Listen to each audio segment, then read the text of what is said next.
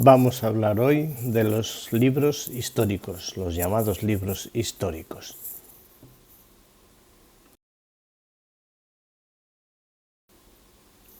Para comprender este conjunto de libros también es necesario tener una cierta idea de la trayectoria histórica de Israel. Hablamos del Israel del Antiguo Testamento, no del Israel moderno. La historia de Israel tiene como grandes etapas, ¿no? Por una parte los patriarcas, entre el siglo XIX y el siglo XVIII antes de Cristo. Los tiempos antes de Cristo se cuentan al revés, de mayor a menor. Después el periodo del Éxodo, más o menos en torno al siglo XIII antes de Cristo. El periodo de los jueces, una vez que ya está el pueblo en la tierra prometida, del siglo XIII al siglo XI más o menos. Después la etapa de la monarquía, que abarca desde los siglos XI al siglo VI. La etapa terrible del exilio en Babilonia, en el siglo VI. Y después lo que llamaríamos el judaísmo previo al nacimiento de Jesucristo, que se inicia en el siglo VI antes de Cristo y abarca incluso la época de Jesús, el primer siglo después del nacimiento de Jesucristo. Entonces serían las grandes etapas que abarca este conjunto de libros que llamamos los libros históricos. Más o menos geográficamente responden pues eso, a toda la Mesopotamia y de un modo más específico lo que sería el antiguo Israel, que en tiempos de David y Salomón es un reino único, pero después de Salomón se divide en dos reinos, el reino de Israel al norte y el reino de Judá al sur. La capital del reino de Judá es Jerusalén, la capital del reino de Israel es Betel.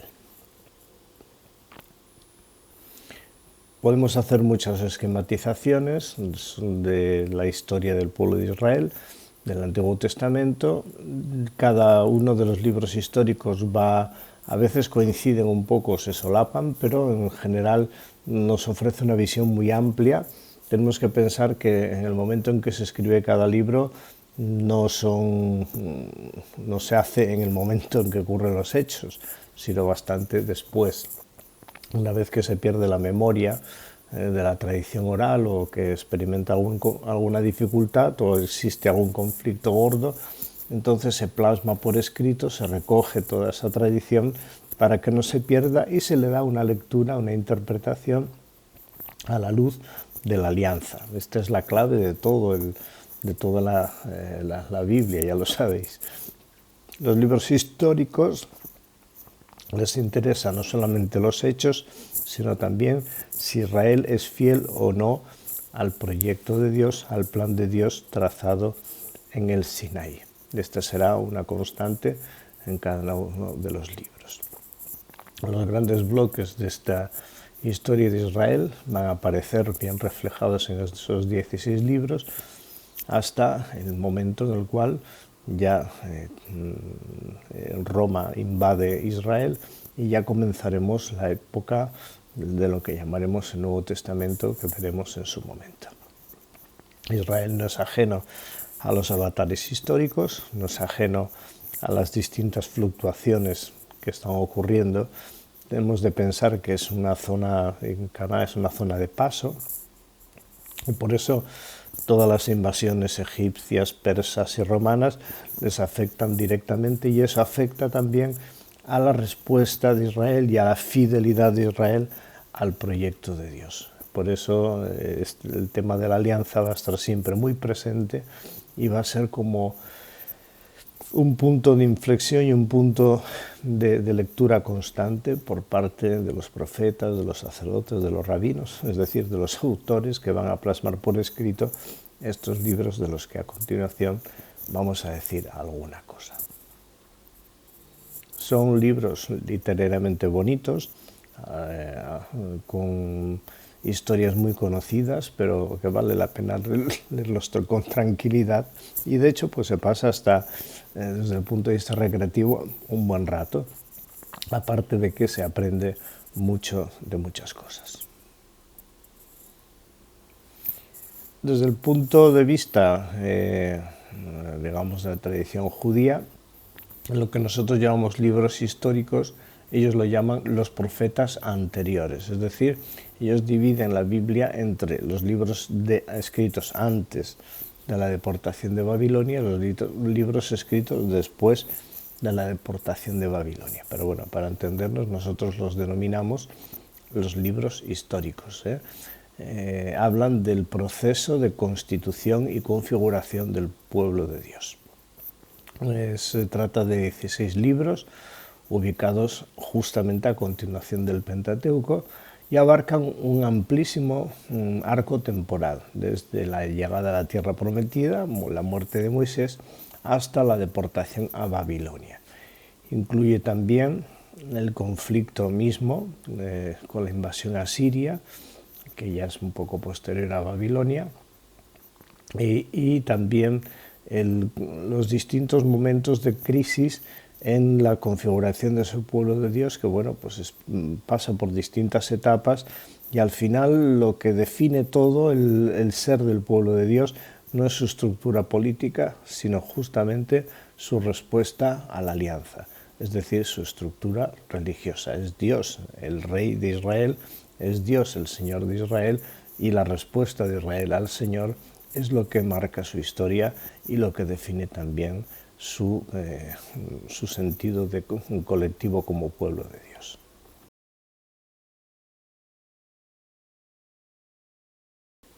Esta sería más o menos la lista de los 16 libros: Josué, Jueces, Ruth, Primera y Segunda de Samuel, Primera y Segunda de los Reyes, Primera y Segunda de las Crónicas, Esdras, Nehemías, Tobías, Judith, Esther y Primera y Segunda de los Macabeos. Insistamos en decir que el pueblo de Dios, Cajal Yahvé, tiene una naturaleza específica, que es el pueblo de la alianza. De ser un colectivo disperso y esclavizado, ha pasado a ser pueblo de Dios por una acción soberana de Dios. La clave de la alianza es esta frase: tú serás mi pueblo, yo seré tu Dios. Dios pertenece al pueblo, el pueblo pertenece a Dios. Entonces la pregunta que hay en los libros históricos es Israel fiel o infiel a la alianza? Y de esto se trata.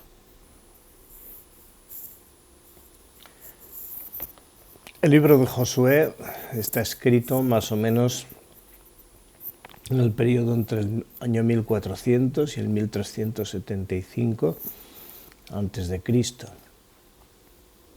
Está escrito por un autor contemporáneo de Josué.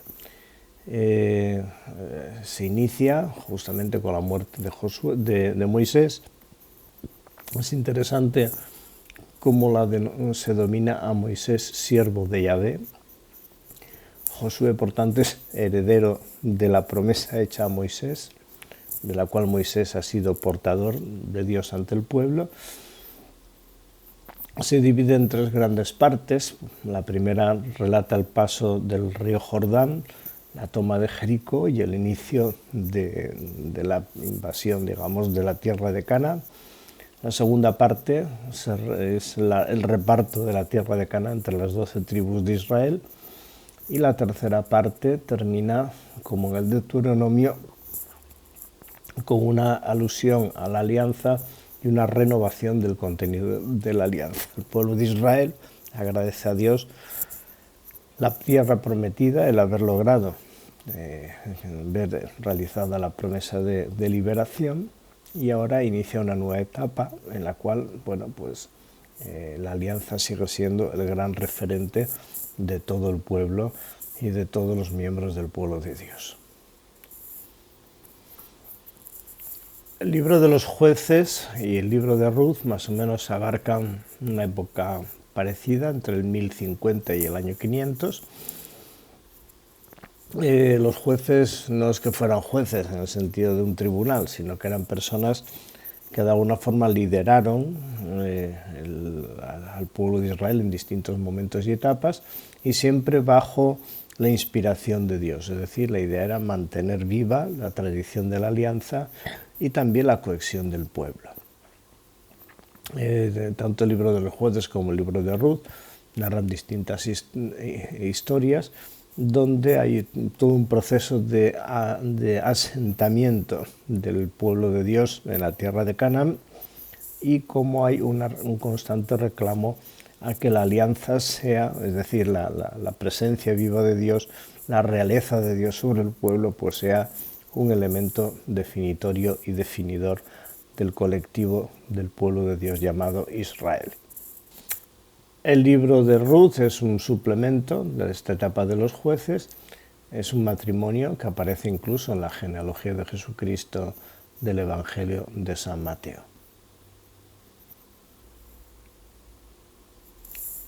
El libro de Samuel inicialmente era un único libro, un único rollo.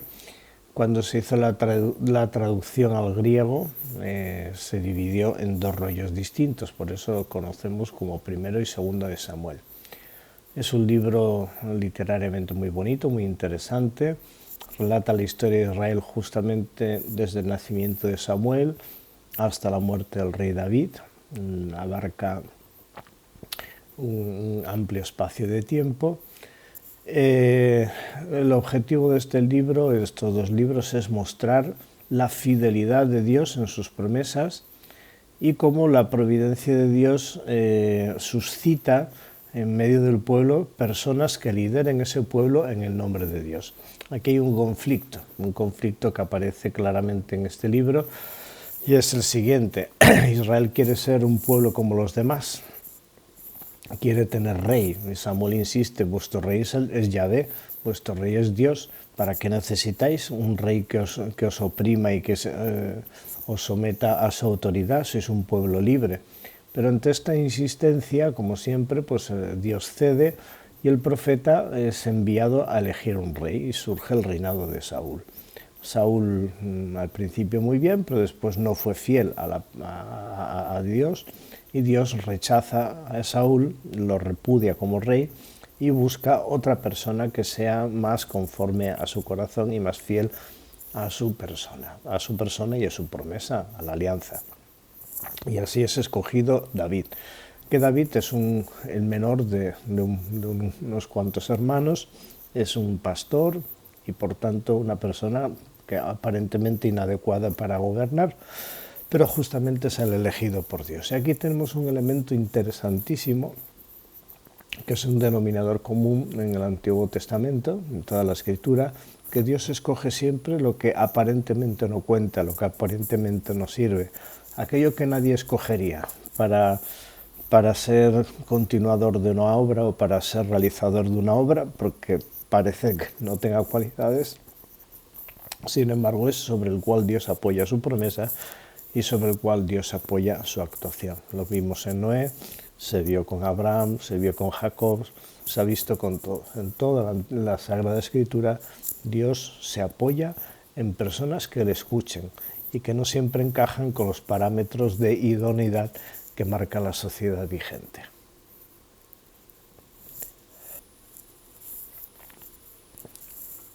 Con el libro de los Reyes nos pasa lo mismo que con Samuel.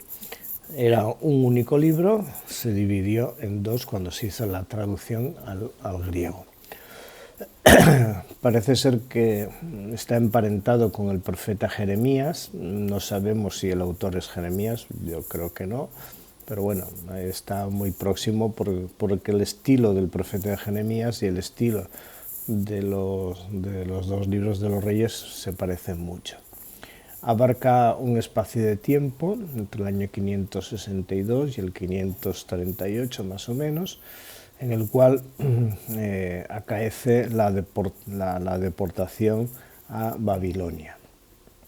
El autor ha tenido a su disposición muchas fuentes escritas, aparte de las orales, y justamente hace una síntesis,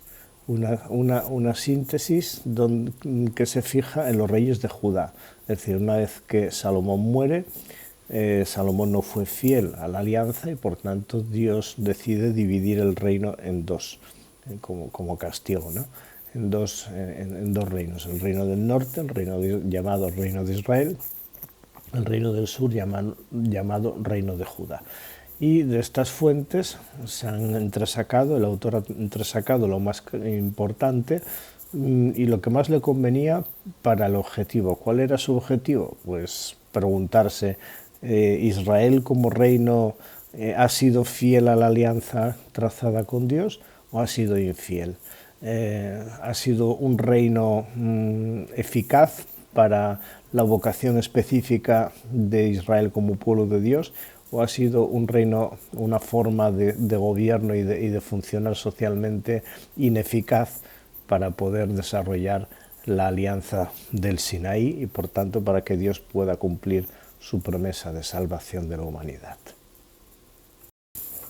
Hay como dos grandes partes. El primer libro de los Reyes narra la historia de Salomón y después la división de los dos reinos, Israel y Judá, como he dicho antes, hasta que ocurre la invasión de Babilonia. El reino de Israel, es decir, el reino del norte, desaparece y se mantiene el reino del sur, el reino de Judá, hasta que también es cautivado y es deportado y desaparece por la deportación a Babilonia. La pregunta es, ¿Israel es fiel a la promesa de Dios? ¿Es fiel a la alianza? De eso va esta historia, ¿no? La gran pregunta es si los distintos reyes han sido fieles al proyecto de Dios o no. Como no lo han sido, resulta que Dios va avisando en esa historia de que puede ocurrir una gran hecatombe. Y esa hecatombe fue justamente la desaparición de los dos reinos a manos de Babilonia. Primero el reino de Israel, el reino del norte, después el reino de Judá, el reino del sur. Y a partir del momento en que desaparece Israel, empieza a llamarse a la religión hebrea religión judía, precisamente por la importancia que el reino de Judá ejerció al ser el lugar donde estaba la capital y el templo en Jerusalén.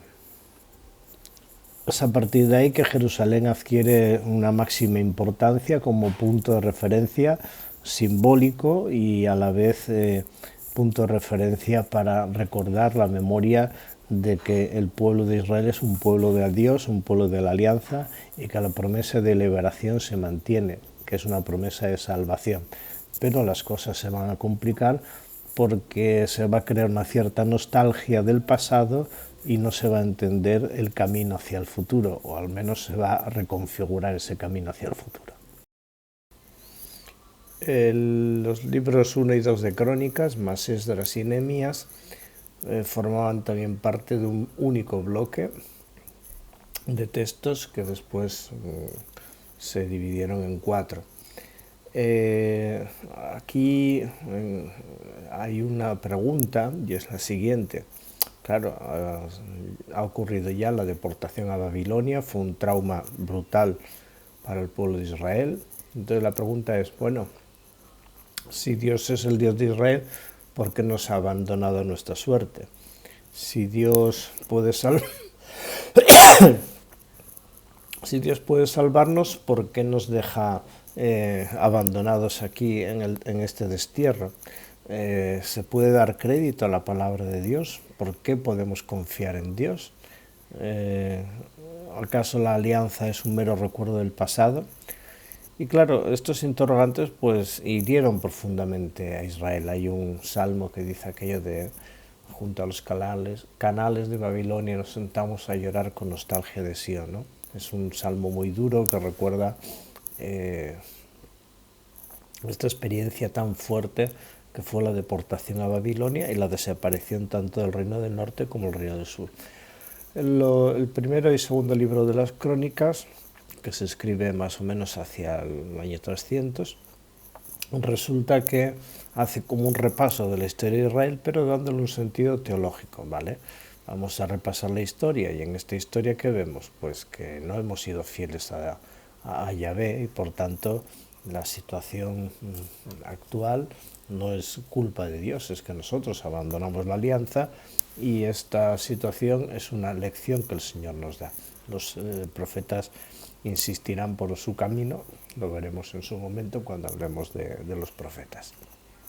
Pero esta es una historia leída a la luz de la alianza y a la luz de la acción de Dios respecto al pueblo de Israel. Por tanto, es una llamada ¿a qué? Pues a una respuesta creyente y a la acogida del don de Dios y a un refrendo de la alianza.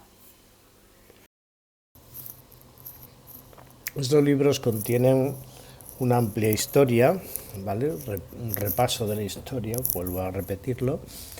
Arranca desde Adán y van haciendo pues es una lectura teológica, cómo la presencia de Dios ha estado siempre atenta al pueblo de Israel desde Adán en adelante, y cómo es Dios el que ha llevado esa historia a su término y a su realización. Ya el profeta Isaías dirá en su momento que la razón por la cual se puede confiar en Dios es justamente en que Dios es el creador de todas las cosas, es el Señor de la historia, y por tanto, si hay alguien que puede salvar de algo, es justamente Yahvé, es justamente el Señor.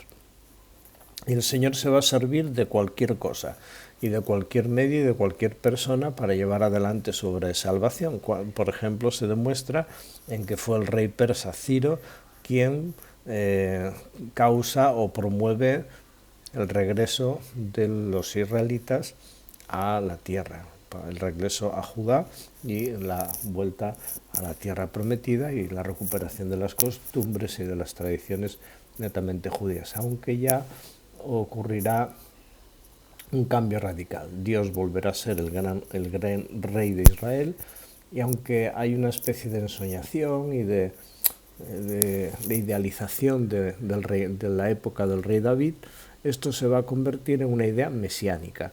Es decir, el Señor va a restaurar el reino de Israel, pero lo va a hacer con un Mesías que nazca del tronco de David y por tanto que restaure esa condición de ser pueblo de Dios y un pueblo significativo cara no solamente a lo político, sino sobre todo cara a la alianza.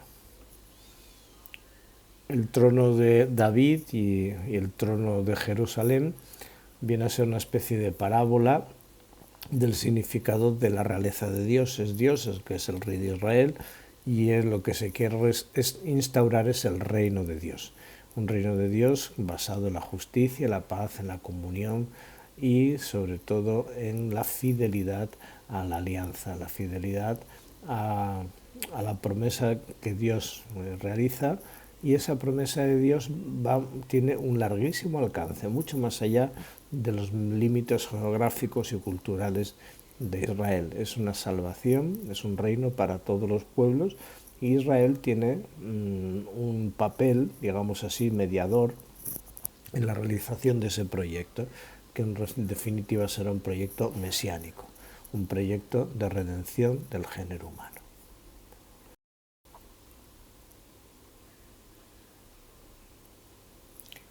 Precisamente los libros de Esther y de Judith van a subrayar este aspecto. Dios se va a servir de aquello que no cuenta, de aquello que parece que no tiene mucho valor, en este caso de dos mujeres, para defender a su pueblo, para defender su proyecto, para defender su alianza y para continuar una historia que es transformada en historia de salvación. Tanto Esther como Judith son dos libros que se leen muy bien, son preciosos desde el punto de vista literario y tienen esta enseñanza. Son relatos edificantes o ejemplares, es una especie de novela histórica donde se narra la acción soberana de Dios sobre el pueblo, y que esa acción soberana de Dios siempre tiene un aspecto de salvación, un aspecto de defensa, un aspecto de continuar adelante con la gran promesa hecha ya a Adán de restaurar la humanidad en la comunión plena con Dios. También en el libro de Tobías nos ofrece una acción sanante de Dios. Aquí la expresión es Dios es sanación, Dios aporta salud, Dios aporta bendición. Y además se van añadiendo una serie de valores a este programa de la alianza, como puede ser la santidad del matrimonio, el respeto filial de padres a hijos y de hijos a padres, la misericordia hacia los pobres, la práctica de la limosna, la aceptación humilde de las pruebas, la eficacia de la oración. Es decir, tiene un carácter moral y religioso. Se va profundizando en la religiosidad de Israel. No es una cuestión meramente estructural de un reino que hay que construir como una estructura social, sino que esa estructura social responde sobre todo a una estructura personal, a un modo de ser, a un modo de estar, a un modo de comportarse que tiene a Dios como guía y a Dios como referencia y también a Dios como aval. Y ya por fin, primera y segunda de Macabeos, son dos libros muy diferentes, relatan las luchas del pueblo judío contra la dinastía de los Seleucidas. Estamos en la época en la que Alejandro Magno muere y entonces sus dos grandes generales, Ptolomeo y Seleuco, heredan las dos grandes partes del reino, que fueron Egipto por un lado y Persia por el otro. Israel estuvo en medio de estas dos potencias y mientras estuvo bajo el dominio de los lágidas no pasaba nada, pero cuando entraron los seleucidas, los sirios o asirios, ¿qué ocurrió? Pues que se sometió al pueblo a una gran persecución donde el rey Antíoco, tanto Antíoco III como Antíoco IV, lo que quería era la desaparición de Israel como pueblo de Dios y por tanto la desaparición también de la alianza. Eso significó una gran prueba, pero dentro de estos dos libros, sobre todo en algunos episodios, aparece algo que volveremos a ver en Daniel. Ya se anuncia la resurrección como el futuro de la humanidad. Hay una vida más allá de la muerte y la única vida humana no es la de este mundo. La vida de este mundo es preparación para la vida en Dios, para la vida del mundo futuro, que no es otra cosa que la visión de Dios y el compartir la vida en Dios. Estos dos textos son difíciles para nosotros porque revisten una gran violencia por los hechos que narran, pero sobre todo tienen este aspecto fundamental de empezar a vislumbrar que el futuro del pueblo de Israel y el futuro de la humanidad no se ciñe solamente al tiempo y al espacio en este mundo, sino que tiene un algo más. Y ese algo más está abierto y serán los profetas y el resto de los libros que vamos a ver del Antiguo Testamento los que van a ir dando las pautas de conducta y las pautas de la identidad del pueblo de Dios que se ha de conducir conforme a la alianza, una alianza que tiene como finalidad un reino mesiánico, un reino de salvación. El problema es que Israel entendió en general y culturalmente que ese reino mesiánico sería pues una restauración política y no entendieron, por eso la dificultad de comprender a Jesús, y Jesús no se identificó nunca con este tipo de mesianismo, lo veremos en su momento, pero les costó muchísimo comprender a Jesús por eso, porque Jesús no se presentaba como un Mesías político, sino como otro tipo de mesianismo, la salvación del género humano que va más allá de lo político, más allá de lo estructural, más allá de los avatares de la historia meramente humana. Es una historia de salvación porque Dios interviene en ella, Dios se mezcla en ella, Dios se une a todo hombre y mujer y todo hombre y mujer está llamado a una vida nueva, a una vida eterna. Ya en estos dos libros de los Macabeos se apunta esta perspectiva que va a ser muy importante cara al Nuevo Testamento.